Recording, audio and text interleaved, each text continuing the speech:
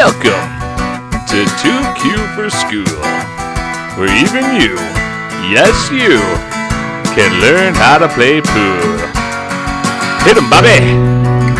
If you want to learn how to play pool, you come to the right place. 2Q for School.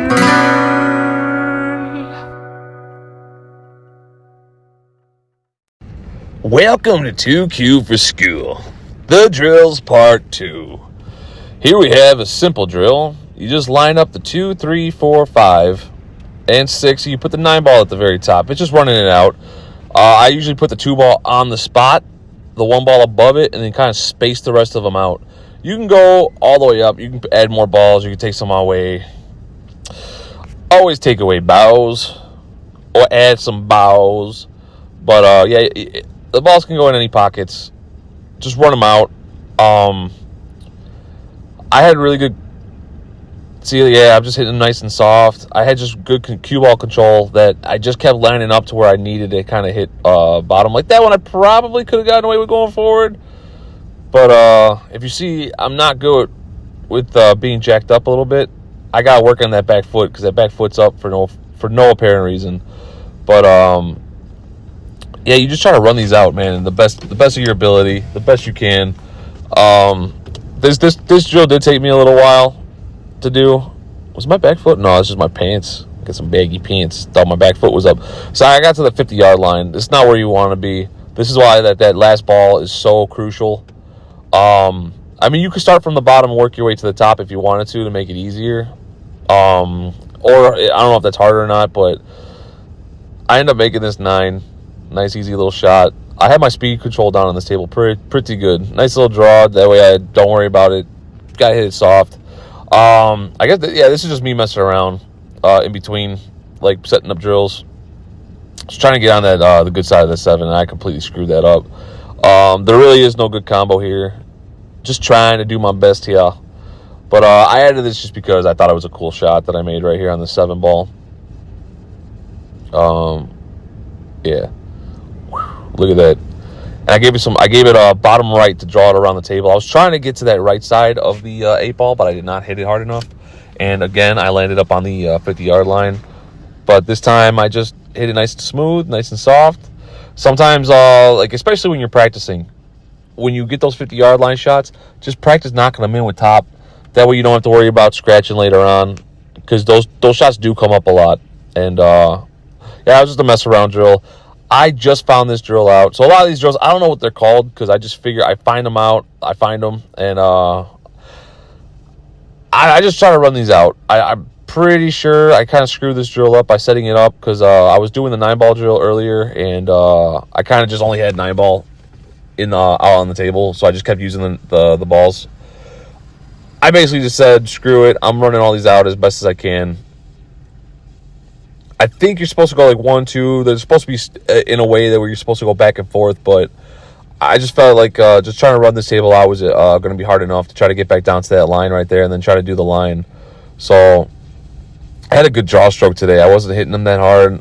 My draw stroke was getting really good. Kind of didn't want to get down there for that, but once I got down there, I was like, you know what, let me just start running these out. Probably easier to try to end with those last 2 balls anyways. It's a good, these types of drills, they're very good at, oh my God, I keep saying, it's making me mad.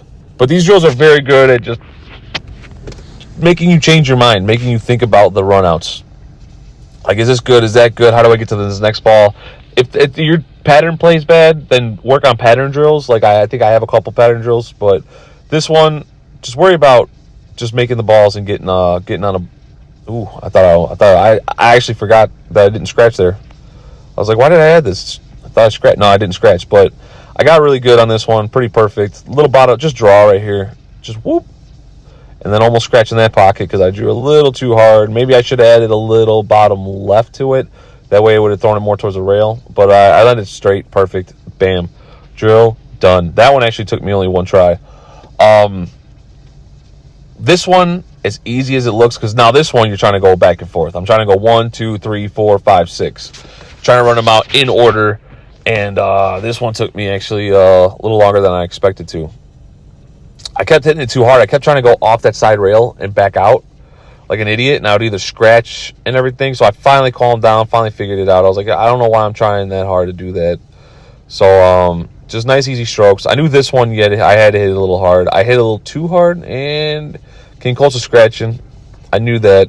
I was just trying to get back to the middle of the table because you got to be on that side anyways for this 3-ball. Because if you get to the middle of the table, you encounter the chance of like maybe running into the 5, or if you don't get there, you definitely gonna hit the 5. So I wanted to get on that side of the table so I can come back and forth, just like this. This is what I was talking about. You get too far over, but because these are so spread out, I wasn't too worried about it. Just got to make it and move on.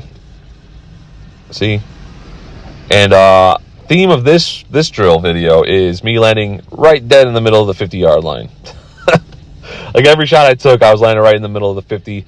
I kept doing it too. This is why this drill took me so long, was these last 2 balls in the center of the table. I kept getting to the center of the table along with them, and it was just making me so mad and upset at myself. But these when you're an amateur, these shots do happen a lot. Yeah, that ball just kept on going, man. See how I just stared at it until it stopped? Yeah. Don't worry about it, John. I got it, John. Don't worry about it. No matter what happens here, I made it. Boom. See, he was worried for nothing. I think he was asking me to play for the next game because his buddy was leaving. So, anyways, make that drill. Don't panic. If it happens, it happens. Just keep on moving forward. Best foot forward. This drill right here is a drill that I actually tell a lot of beginners to do. That's why I did it, just to show you guys. It's a drill that I teach a lot of the beginners. I taught my cousin. It helps you slow down when you think you're hitting too hard and you're just smashing the balls and you don't understand why you're hitting so hard. This drill right here helps you calm down and start getting a little bit more control, because you have to hit it soft because you're trying to contain. You're trying to stay in one spot. You're not trying to move too far. And yeah, so like you can run them all out any way you want as long as you run them all out. But it definitely does help working on just keeping them contained, getting to the next ball, and just making shots. So that one's easy. It is an easier drill for advanced guys. This drill, I swear, I want to kill myself every time I set this drill up. I don't know why. I hate this drill so much. So much. This is probably see, I'm like wiping my forehead because I maybe took like a good 20 minutes on this drill, and I don't think I actually finish it. But it's a very good drill, going back and forth. You basically set them up like that last drill, but on each side. Now you have to shoot one ball in this pocket, shoot another ball. So you're kind of going back and forth, and it's a very complicated drill. Doesn't seem complicated, but to me it's complicated. I don't know why, but this is one of those drills that I never finish. I can never fully get it down. I get pretty close. I feel good. Like this one right here made me so mad. Like I said, I was trying this drill for so long. I knew how to hit this ball.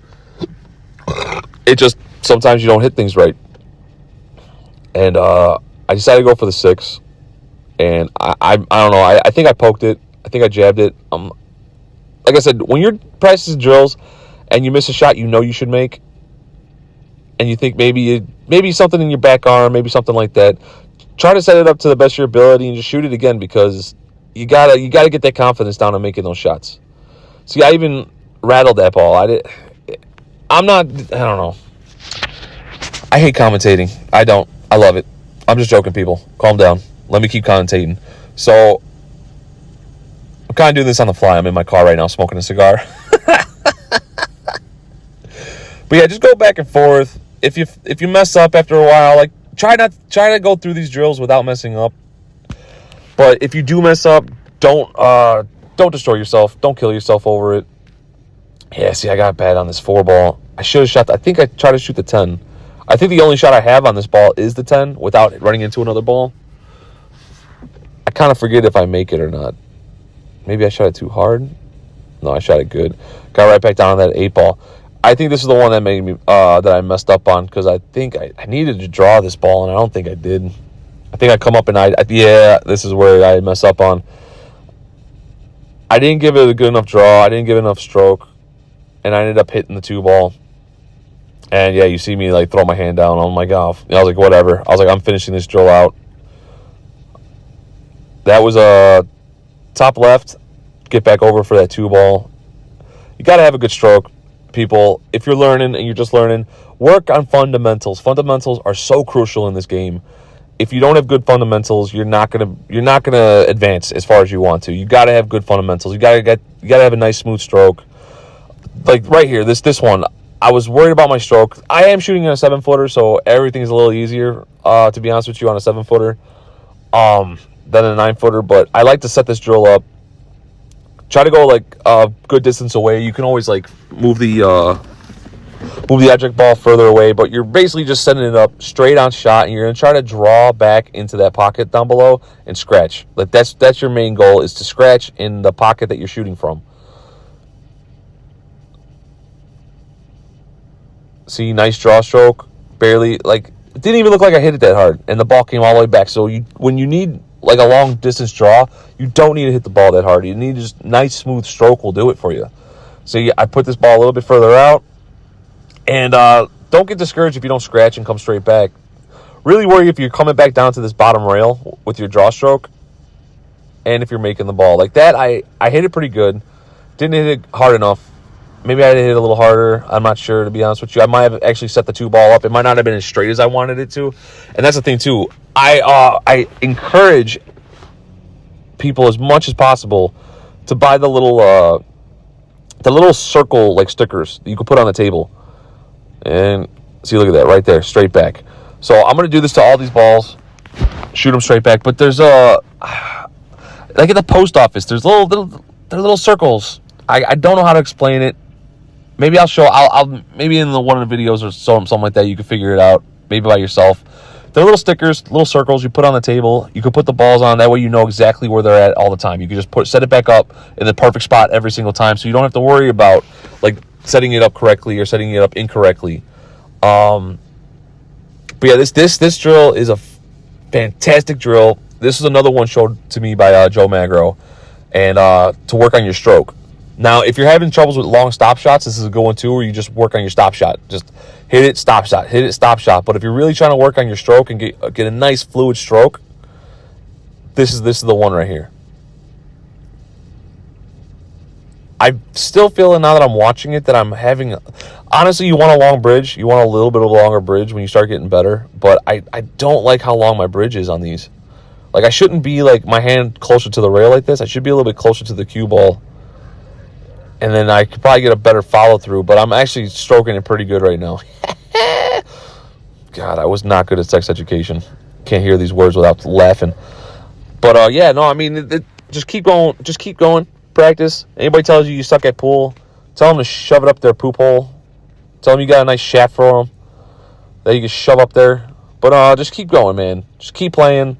I was playing a little 9-ball game with myself, and I got myself on the wrong side of the 9-ball, coming back down for that 7, and I made a nice little shot. Decided to show you guys just how good I am at trick shots.